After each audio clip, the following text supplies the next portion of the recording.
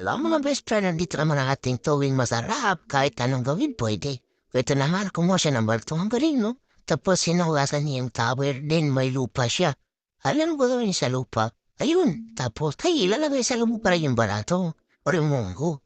Galing naman ang hindi yan yung ate. So, di ko alam kasi dito sa atin, hindi pa naman kasi natry ko ganito. O, di ba?